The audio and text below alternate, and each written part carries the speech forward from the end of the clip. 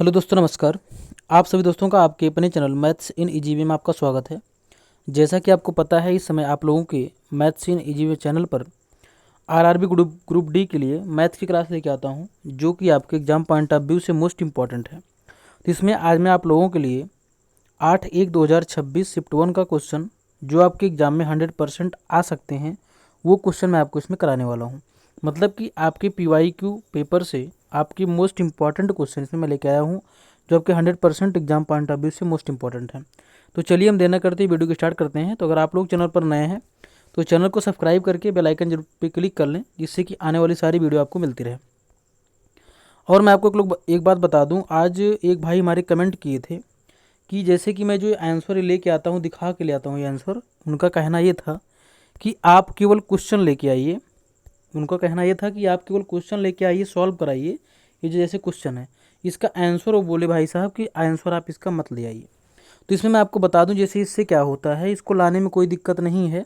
अगर नहीं भी लाएंगे तब भी कोई दिक्कत नहीं। इसमें रीज़न क्या है इसका लाने का, जैसे कि क्या होता है, आप लोगों की कन्फर्मेशन रहती है हाँ आंसर सही है, इसीलिए मैं इसको लेके आता हूँ। इससे कि मैं जो सॉल्व कर रहा हूँ उसमें आपको कन्फ्यूजन ना रहे कि आंसर गलत है, इसलिए मैं इस आंसर के साथ में क्वेश्चन ले आता हूँ। तो चलिए हम देर न करते वीडियो की स्टार्ट करते हैं। तो यहाँ पे आप पहला क्वेश्चन देख सकते हैं। इसमें कह रहा है यहाँ पे, यदि एक गोले की त्रिज्या में 25% की वृद्धि की जाए तो इसकी पृष्ठीय क्षेत्रफल में प्रतिशत वृद्धि यहाँ पे ज्ञात हमको करनी है। तो इसको हम कैसे निकालना, चलिए हम आपको ये बताते हैं। तो जैसे तो पहले आपको पता होना चाहिए पृष्ठीय क्षेत्रफल का फार्मूला क्या होता है। तो यहाँ पे हम देखते हैं पृष्ठीय क्षेत्रफल का फार्मूला होता है गोले का 4πr², ये होता है। ठीक है, अब यहाँ समझिएगा ध्यान से। जैसे मान लीजिए अगर कोई त्रिज्या है, एक बार फार्मूले पर रख करके उसका हम क्या निकालेंगे, पृष्ठीय क्षेत्रफल। कोई त्रिज्या दी रहेगी, फिर हम दूसरी बार यही फार्मूला यूज करके फिर निकालेंगे दूसरी त्रिज्या पे, जब वो 25% बढ़ जाएगी तब यहाँ पे निकालेंगे, तब इसकी वैल्यू दूसरी आएगी, इसकी वैल्यू दूसरी आएगी। अब अगर यहाँ पे आप ध्यान दें तो इसकी इतनी 4π और 4π दोनों सेम है। ठीक है, तो इसको चेंज कौन करेगा, ये आर की वैल्यू इसको चेंज कर देगी। ठीक है, तो मैं यहाँ पे केवल आर से इसका काम खत्म करूँगा कि आर से ही इसको हमको सॉल्व करना है। चलिए इसको हम आपको बताते हैं। और इससे पहले मैं आपको बता दूं, यहाँ पे आपको फ्रैक्शनल वैल्यू आपको याद होना बहुत ज़रूरी है। मैं कल की वीडियो में भी आपको बताया था। जैसे अगर 20% है तो इसको आपको याद होना चाहिए, इसको हम 1/5 लिखेंगे। अगर 25% है तो इसको आपको याद होना चाहिए कि इसको हम 1/4 लिखेंगे। ठीक है, तो ये चीज़ आपको याद होना बहुत जरूरी है ऐसे क्वेश्चन को सॉल्व करने के लिए। अब चलिए मैं आपको बताता हूँ। जैसे यहाँ पे क्या बोला है कि ये इसमें गोले की त्रिज्या में 25% की वृद्धि होती है, तो 25% की जो फ्रैक्शनल वैल्यू होती है वो हमारी होती है 1/4। क्या होती है, 1/4। तो यहाँ पे क्या कंडीशन है कि त्रिज्या इसकी जो पहले थी और जो बाद में है, इसको R1 मान दे, इसको R2 मान लेते हैं। तो पहले वाली कंडीशन में इसकी त्रिज्या कितनी थी, 4 थी। 4 थी, ये बढ़ करके 4 1 ये 5 बना लिया। मतलब कि त्रिज्या पहली कंडीशन में 4 थी और ये बढ़ करके 5 हो गई। ठीक है, अब हमारे फार्मूले में क्या था, आर का स्क्वायर था। तो जब इसका 4 का स्क्वायर करेंगे तो 16 और 5 का स्क्वायर करेंगे तो 25। ठीक है, कहने का मतलब ये त्रिज्या बढ़ करके, समझिएगा ध्यान से, 16 से 25 हो जाती। कितने का यहाँ पे बढ़ोतरी हुई है, 9 की। इसको 100 से गुणा करेंगे और इसकी ओरिजिनल वैल्यू जो थी कितना थी, 16 थी। यहाँ से हमारा इसका परसेंटेज यहाँ पे निकल के आ जाएगा कितने परसेंट की वृद्धि हो रही है। अब यहाँ पे इसको हम सॉल्व करते हैं।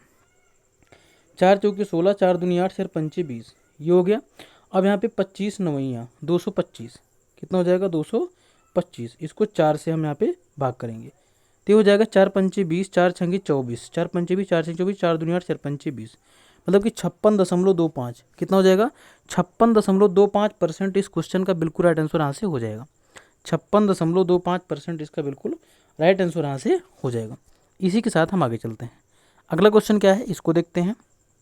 इसमें कह रहा है निम्नलिखित डेटा का बहुलक कितना है, ये हमको यहाँ पे बताना है। तो देखिए बहुलक क्या होता है, बहुलक इसमें ये होता है कि जैसे हमें कोई डेटा दिया गया है, हमें डेटा दिया है, अब इस डेटा में जो संख्या सबसे ज़्यादा बार रिपीट हुई है वही हमारा बहुलक होता है। तो यहाँ पे इस डेटा में आप अगर देखें ध्यान से, तो यहाँ पे आपको 45 यानी कि 45 जो है ये आपका सबसे ज़्यादा बार आया हुआ है। तो इसलिए हमारा इसका जो बहुलक होगा कितना हो जाएगा, ये 45 हो जाएगा। इसी के साथ हम आगे चलते हैं। अगला क्वेश्चन क्या है, इसको देखते हैं। यहाँ पर इसमें कह रहा है कि यदि 25, 29, 25, 32, 24 और x का मान माध्य 26 है तो डेटा की माध्यिका हमें यहाँ पे बतानी है। तो यहाँ पर हम माध्य का फार्मूला, जैसे कि आपको नहीं पता जान लीजिए, सभी का जोड़ बटे में संख्या, इनकी संख्या, ये हमारा क्या निकल के आता है, माध्य निकल के आता है, ठीक है। और ये हमें दिया हुआ कितना, 26, कितना दिया है 26। अब इसको कैसे करना देखिए ध्यान से।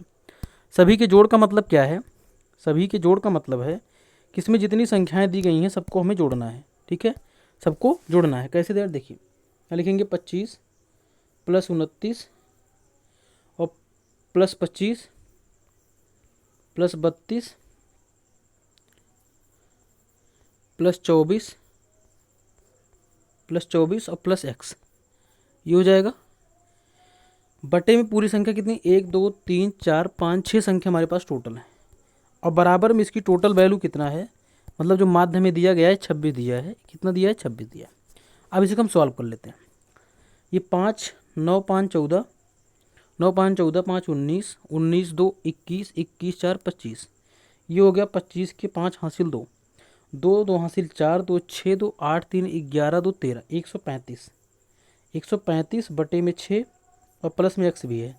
और बराबर में हमारे पास कितना है यहाँ पे, 26, कितना है 26। अब इसको हम गुणा करते हैं, ये जो 6 है, 6 26 में गुणा करेगा तो 6 चाहक 36 और 6 दूनी 12 3 15, 156 से 135 जाएगा तो 6 से 5 गया 1, 5 से 3 गया 2, मतलब कि 21 आ गई। मतलब जो हमारी x की वैल्यू आई वो कितना आ गई, 21 आ गई। x की वैल्यू यहाँ पर निकल के आ गई 21, ठीक है।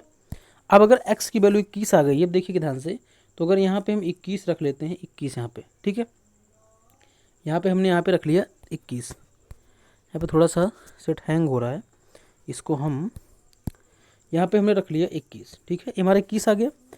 अब 21 यहाँ पे जो वैल्यू हमारी आई इसकी, अब देखिए, अब यहाँ पे माध्यिका क्या कहती है, माध्यिका कहती है हमारी यहाँ पे कि माध्यिका को फार्मूला इसका होता है, दो फार्मूला होता है, एक सम का और एक फार्मूला होता है आपका विषम का। दो फार्मूले हमारे पास माध्यिका के होते हैं, ठीक है। जो सम वाला होता है, देखिए समझिएगा ध्यान से, इनको करने से पहले इनको हम क्या करते हैं, बढ़ते क्रम में या घटते क्रम में लिखते हैं। मान लीजिए हमारे पास कोई संख्या दी, समझिएगा ध्यान से, हम ले लिए 15 18 25 37 39, ये दिया गया, ठीक है, ये 39 है, ठीक। ये हमारा एक है विषम का, क्योंकि इसमें 5 संख्याएं हैं। और सम वाला मान लीजिए हम ले लिए यहाँ पे 7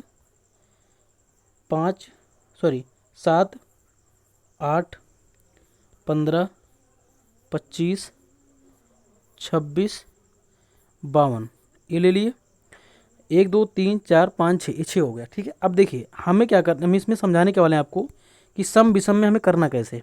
जैसे कि x वैल्यू हमारी 21 आ चुकी है। अब देखिए जो विषम वाला है, इसमें क्या करते हैं, 2 इधर छोड़ दिए, मतलब इधर, मतलब दोनों साइड बराबर बराबर छोड़ देंगे, जो संख्या बीच में आएगी वही हमारी क्या हो जाती है, यहाँ पे माध्यिका हो जाती है। और सम वाले में क्या होता है कि हमें क्या करना है, बराबर बराबर छोड़ लेना दोनों तरफ, और जो बीच में दो संख्या बचती है इसको हम जोड़ करके इसकी क्या निकाल देते हैं, 2 से भाग कर देते हैं, हमारी इसकी माध्यिका आ जाती है। यही सेम काम हमें यहाँ करना है। अब इसको यहाँ पे हम लिखते हैं, देखिए ध्यान से, इसको हम क्या करेंगे, यहाँ पे हम इसको लिखेंगे। जैसे हमारी x की वैल्यू में 21 पता चल गई, अब इसको हम बढ़ते क्रम में यहाँ पर इसको लिखेंगे। तो सबसे छोटी संख्या हमारी क्या है, 21 है। इससे बड़ी क्या है, 21 से बड़ी हमारे पास यहाँ पे क्या है, 24 है। 24 से बड़ी हमारे पास क्या है, यहाँ पे 24 से बड़ी 25 है, 25 2 बार है, तो इसको हम 2 बार लिख लेंगे। 25 कितनी बार लिख लेंगे, 2 बार। अब समझिए ध्यान से, अब हमें और लिखने की ज़रूरत ही नहीं है, क्यों, क्योंकि टोटल 6 संख्याएं हैं, 2 इधर हो गई, 2 इधर हो गई 4, और 2 इसके बाद आएंगी 4, मतलब हमें 2 इधर छोड़ना पड़ेगा और 2 इधर छोड़ना पड़ेगा, 2 लिखेंगे। तो बीच में 2 जो हमारी बच रही 25 और 25 हैं, तो 25 और 25 दोनों को जोड़ करके 2 से भाग कर देंगे, तो 25 25 जोड़ेंगे तो आएगा 50, और 50 को जब आप 2 से भाग करेंगे तो आपको मिल जाएगा 25। मतलब कि यहाँ से जो हमारी इसकी माध्यिका बनेगी ये बन जाएगी 25। कितना बन जाएगी, 25 हमारा यहाँ पे इस क्वेश्चन का बिल्कुल राइट आंसर हो जाएगा। यहाँ पे देख सकते हैं ऑप्शन नंबर 20 क्वेश्चन का बिल्कुल राइट आंसर हो जाएगा। दोस्तों अगर आप लोग अभी तक चैनल को सब्सक्राइब नहीं किए हैं तो जरूर कर लें, बेल आइकन को दबा के ऑल पे क्लिक कर लें, जिससे कि आपको आने वाली सारी वीडियो की नोटिफिकेशन मिलती रहे और आपकी क्लास इसी प्रकार से हमेशा ऐसी चलती रहेगी जब तक आपका एग्जाम नहीं हो जाता है। तो चलिए हम आगे चलते हैं। एक व्यक्ति अपनी आय का 50% बचत करता है, यदि उसका व्यय 360 रुपये है तो उसकी आय रुपये में कितनी, हमें ये बतानी है। जैसे मान लीजिए वो टोटल कमाई उसकी कितना होती है, 100%।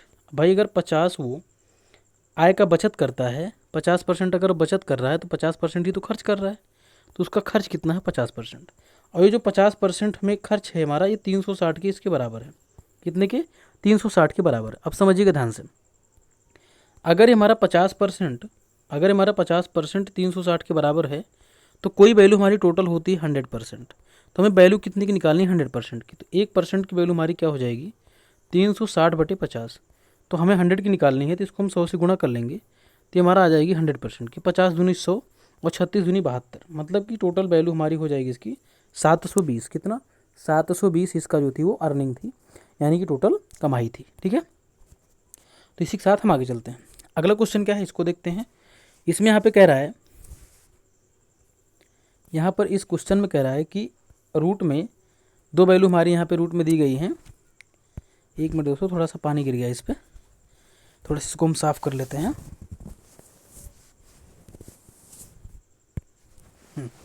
अब इसमें क्या है, ये हमारी रूट की वैल्यू है। इसको हम सॉल्व करते हैं, कैसे करना है देखिएगा इसको ध्यान से। हाँ, इसके लिए मैं आपको एक चीज़ बताना चाहूँगा कि आपको इसमें कुछ स्क्वायर और कुछ आपको स्क्वायर रूट, ये आपको जैसे यहाँ पे 169 लिखा है तो आपको पता होना चाहिए कि 169 हमारा 13 का स्क्वायर होता है। क्या होता है? 13 का स्क्वायर होता है। तो सिंपली ये नॉर्मल चीज़ें आपको याद होनी चाहिए। इससे क्या होता है, आपको एग्जाम में क्वेश्चन करने में थोड़ा सा टाइम आपको ज़्यादा मिल जाता है। तो चलिए हम आगे चलते हैं। अब इसको कैसे करेंगे देखिएगा। अब यहाँ पे देखिए, यहाँ पे हम 24 का स्क्वायर माइनस 16 का स्क्वायर जो लिखा गया, एक फार्मूला आप पढ़े होंगे, ए स्क्वायर माइनस बी स्क्वायर। इसका फार्मूला क्या होता है? ए प्लस बी ए माइनस बी। ए प्लस बी एक ब्रैकेट में और ए माइनस बी एक ब्रैकेट में, ये हमारा हो जाता है इसकी पूरी वैल्यू। ठीक है, अब यहाँ पे हम क्या करेंगे, इस फार्मूले का यूज यहाँ पे करेंगे। और कैसे करेंगे समझिएगा ध्यान से। जब हम यहाँ पर इस 24 को 16 से एक बार घटाएंगे और एक बार जोड़ेंगे तो ये हमारा हो जाएगा, 24 में 16 जोड़ेंगे 40 और 24 से 16 माइनस करेंगे तो 8 आ जाएगा। और 40 और 8 का जब आप गुणा करेंगे तो आपके पास आ जाएगा 320। क्या आ जाएगा? 320। और 320 में 2 का स्क्वायर जोड़ेंगे तो आपके पास आ जाएगा 4 और 4 हो जाएगा 324।